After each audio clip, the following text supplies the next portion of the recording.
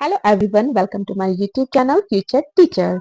आज मैं आपके लिए लेकर आ रही हूँ एमसीक्यूज की वीडियो का पार्ट 7 और ये वीडियो आपके लिए बहुत ही इम्पोर्टेंट बनने वाली है। तो बहुत ही ध्यान से वीडियो को लास्ट तक देखिएगा, स्किप मत कीजिएगा।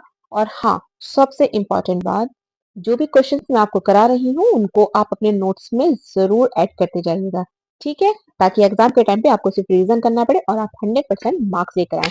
और क्यों नहीं लेकर आएंगे भैया, आप फ्यूचर टीचर्स के साथ जो जुड़ चुके हैं तो मार्क्स तो आपके 100% आने कंपल्सरी हैं। बट उसके लिए आपको प्रॉमिस करना पड़ेगा कि आप फ्यूचर टीचर्स के साथ लास्ट तक जुड़े रहेंगे और सभी वीडियो को बहुत अच्छे से देखेंगे और सभी टॉपिक्स को बहुत अच्छे से कवर करेंगे। तो चलिए अब जल्दी से वीडियो शुरू करते हैं।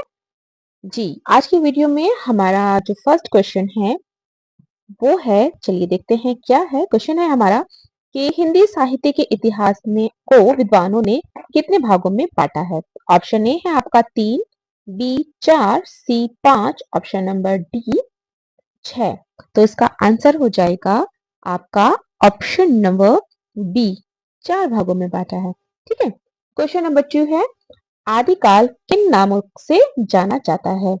ऑप्शन ए वीरगाथा काल, ऑप्शन बी पूर्व मध्यकाल, ऑप्शन सी चारण काल, या फिर ऑप्शन डी ए और सी दोनों। तो आपको बताना है इसमें आपका कौन सा आंसर राइट हो रहा है।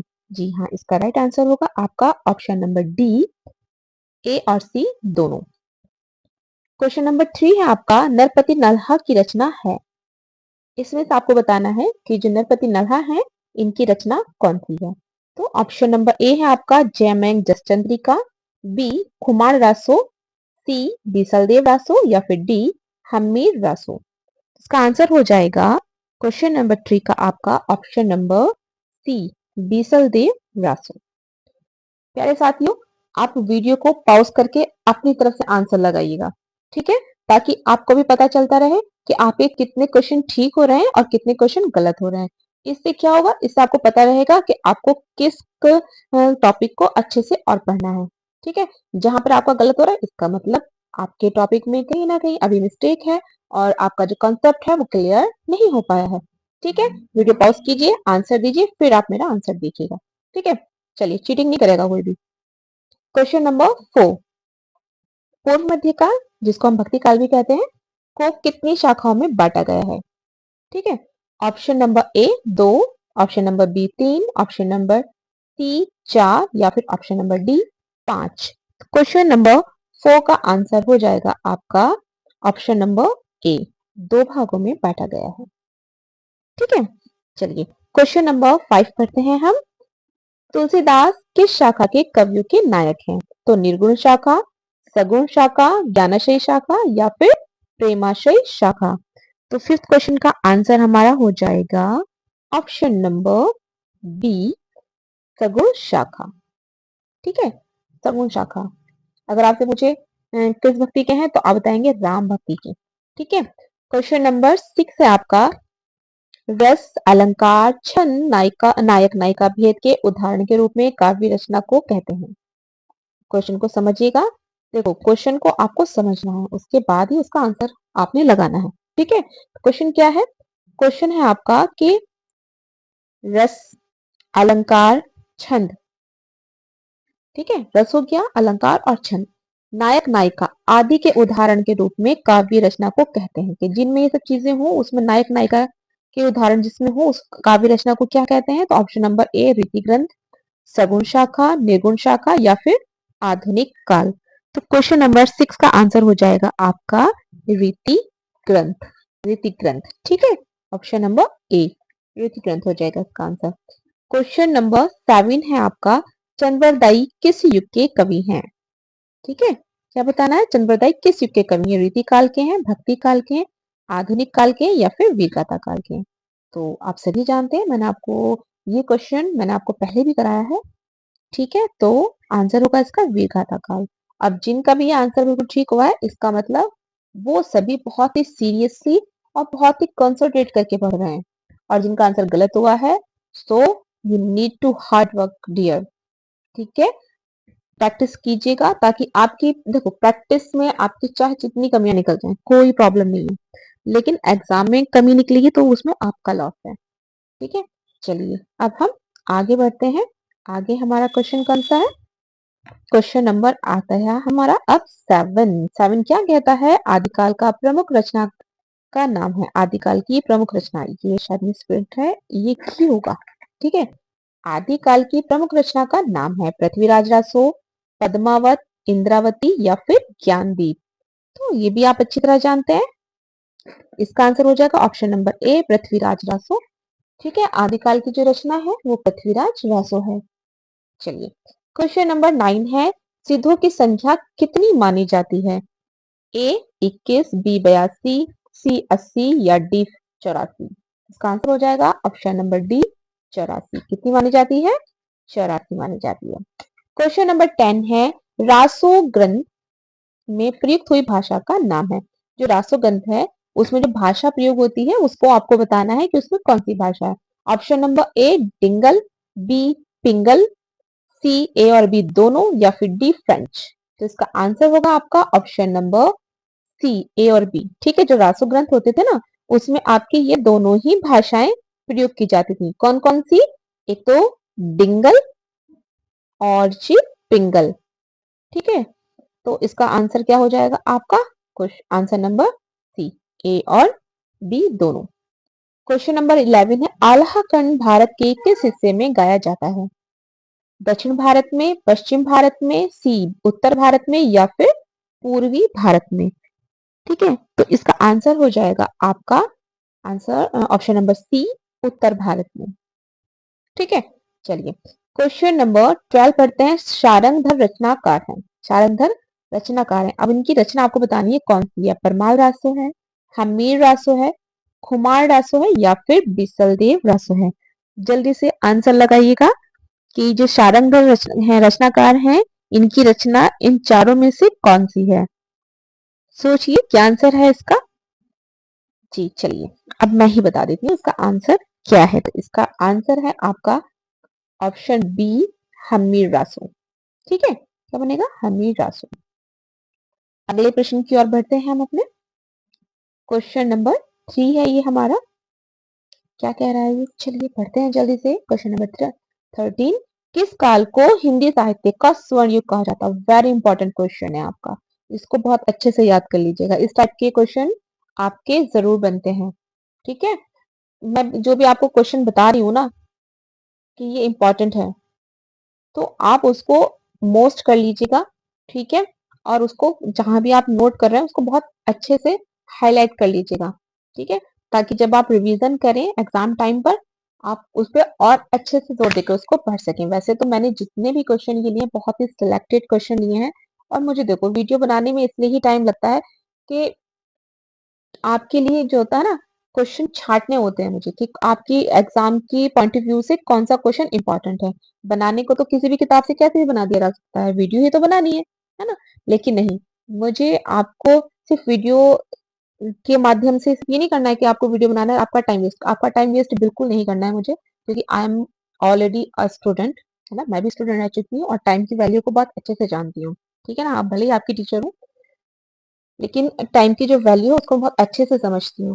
इसलिए मुझे भले ही टाइम लगता है आपके लिए वीडियो बनाने में, लेकिन मैं कोशिश यही करती हूँ कि आपके लिए सिर्फ वही क्वेश्चंस लेकर के आऊँ जो आपके एग्जाम के पॉइंट ऑफ व्यू से बहुत इंपॉर्टेंट हो। और जब आप एग्जाम दें और आपके सामने हूबहू वही क्वेश्चन आ जाए तो फिर आप मेरे को याद करेंगे, अरे वाह हाँ ये तो हमने फ्यूचर टीचर से पढ़ा था, ये तो वही क्वेश्चन है। ठीक है ना, आई नो ऐसा होगा आपके साथ। बस आप मन लगा के विश्वास के साथ और पूरा ट्रस्ट करके आप पढ़ते जाइएगा। ठीक है, पढ़ना आपका काम है, पढ़ाने के लिए मैं ऑलरेडी हूँ। ठीक है, चलिए तो अब इसके ऑप्शन देख लेते हैं क्या है भाई। किस काल को हिंदी साहित्य का स्वर्ण युग कहा जाता है? आधुनिक काल को, वेदिक काल को, भक्ति काल को या फिर आदि काल को? आंसर दीजिए आप लोग भी, सोचिए क्या आंसर हो सकता है इसका। तो मैं बता देती हूँ आपको, इसका आंसर है ऑप्शन नंबर सी, भक्ति काल। ठीक है, भक्ति काल को क्या कहा जाता है?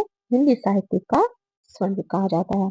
नेक्स्ट क्वेश्चन है, गीतावली के कवि का नाम है? तुलसीदास, केशव, मतीराम या फिर भूषण। तो इसका आंसर हो जाएगा गीतावली के जो हैं वो हैं आपके तुलसीदास जी। क्वेश्चन नंबर 15 है, भक्ति काल की मुख्य प्रकृति है? ए भक्ति मानव की प्रधानता, वीर एवं श्रृंगार बाल रसों का काव्य, जैन तथा सिद्धनाथों की धार्मिक वृत्ति का काव्य, या फिर डी प्रधान धन की प्रधानता। क्वेश्चन नंबर 15, इसका आंसर हो जाएगा आपका ऑप्शन नंबर ए, भक्ति भावना की प्रधानता। क्वेश्चन नंबर, चलिए हम इसको ऊपर ले जाते हैं ताकि हमें सारे क्वेश्चन दिख जाएं। क्वेश्चन नंबर 16 पढ़ते हैं, स्वामी वल्लभाचार्य के आराध्य कौन थे? ठीक है, ये भी इंपॉर्टेंट क्वेश्चन है आपका, बहुत इंपॉर्टेंट है ये भी, कि स्वामी वल्लभाचार्य के आराध्य कौन थे? शिव, श्री कृष्ण, श्री राम, या फिर गणेश जी। तो 16 का आंसर हो जाएगा आपका option number B, Shri Krishna ji. ठीक है, क्वेश्चन नंबर 17 देखते हैं, हिंदी साहित्य में किस काल को रीतिकाल कहा जाता है? अब इस तरह के भी आपके क्वेश्चन बनते हैं, आपको सन दे दिया जाएगा और आपसे पूछ लिया जाएगा कि ये कौन सा काल है। ठीक है, तो अब यहाँ जो पूछा गया है इस क्वेश्चन में आपका रीतिकाल पूछा गया है कि हिंदी साहित्य में किस काल को रीतिकाल कहा जाता है? 1343 से 1643 ईस्वी, बी 1643 से 1843 ईस्वी, सी 769 से 1343 ईस्वी, या फिर डी 1443 से 1555 ईस्वी। तो 17 का आपका आंसर बन जाएगा ऑप्शन नंबर बी। ठीक है, 1643 से 1843 ईस्वी। अब है क्वेश्चन नंबर 18 आपका, रीतिकालीन कवियों के काव्य भाषा के रूप में प्रतिष्ठित किया, है ना? रीतिकालीन कवियों ने काव्य भाषा के रूप में प्रतिष्ठित किया। तो ऑप्शन है आपका अवधि को किया, या फिर ब्रज भाषा को, खड़ी बोली को, या इनमें से कोई नहीं। 18, तो 18 में क्या हो जाएगा आपका ऑप्शन नंबर बी, ब्रज भाषा को। चलिए अब आगे बढ़ते हैं। 19वां क्वेश्चन है हमारा, रीति काल के, एक मिनट चेंज कर लेती हूँ मैं, रीति काल की काव्य धारा है खड़ी बोली, ब्रज भाषा, भोजपुरी, या मैथिली। तो ये जो आपका रीति काल है, इसकी जो काव्य धारा है कौन सी है? तो देखो ये घुमा के क्वेश्चन बन गया है यहाँ पे, ये देखो, इसको आपको बहुत ध्यान से करना है। इसको देखो, अभी पहले आपका क्वेश्चन आया रीतिकालीन कवियों में काव्य भाषा के रूप में प्रतिष्ठित किया। आप एक जगह दे दिया आपको काव्य भाषा, और एक जगह यहाँ भी पूछा रीतिकाल की काव्य भाषा है, यहाँ प्रतिष्ठित हो गया, और यहाँ काव्य भाषा है पूछा गया, और दोनों का आंसर क्या हो गया आपका? ब्रज भाषा। तो क्वेश्चन किसी भी तरीके से आपसे पूछा जा सकता है, आपको बहुत ही ध्यान से पढ़ना है क्वेश्चन। ठीक है, आज की वीडियो का हमारा ये लास्ट क्वेश्चन है, क्वेश्चन नंबर 20, ज्ञानाश्रयी भक्ति काल किस शाखा की उपशाखा है? जो ये ज्ञानाश्रय है, ये भक्ति काल की किस शाखा की उपशाखा है? निर्गुण, सगुण, रामाश्रय, या फिर प्रेमाश्रय। क्वेश्चन जो आपका 20 है, इसका आंसर हो जाएगा आपका ए, निर्गुण, है ना? निर्गुण शाखा का है, उपशाखा का है ये आपका। ठीक है, आई होप कि ये वीडियो आपने पूरी देखी होगी, और जो बच्चे वाकई में सीरियस हैं, जो पढ़ाई को लेकर के, उन्होंने तो ऑब्वियसली देखी होगी, कहने की भी जरूरत नहीं पड़ी होगी उन लोगों को तो। ठीक है, और आप बहुत ही अच्छे से मन लगा के इसको पढ़िएगा, बहुत ही सिलेक्टेड क्वेश्चन आएंगे, और अपने नोट्स में आप इनको इंक्लूड करते जाइएगा। और हम आपसे जल्दी मिलेंगे नेक्स्ट वीडियो के साथ। और इसके अलावा मैं आपसे एक बहुत ही इंपॉर्टेंट बात करना चाह रही हूँ, जो साथी हमारे साथ अभी तक इंस्टाग्राम पे नहीं जुड़े हैं, वो हमारे साथ इंस्टाग्राम पे जुड़ जाइएगा। उसमें मैं आपके लिए लाइव सेशन लेकर के आऊंगी, और मैं सोच रही हूँ कि हम जो है एक ग्रुप डिस्कशन भी करेंगे, जिसमें आपके जो भी डाउट होंगे, जो भी आपके टॉपिक होंगे, उस पर हम आपसे डायरेक्टली बात करेंगे, और बहुत जल्दी मैं आपके साथ यूट्यूब पे लाइव आने वाली हूँ। तो जो भी आपके डाउट्स हैं, जो भी आपके क्वेश्चंस हैं, हिंदी सब्जेक्ट को लेकर के, इंग्लिश सब्जेक्ट को लेकर के, या किसी भी सब्जेक्ट को लेकर के, 10th और 12th के, ठीक है, आप उनको लिख करके तैयार रखिएगा, ताकि जब मैं आपसे लाइव आऊं तो आप मुझसे क्वेश्चन पूछ सके, और मैं आपको जरूर बिल्कुल सही और बहुत ही अच्छे से आपकी एग्जाम की प्रिपरेशन में आपकी पूरी हेल्प करूंगी।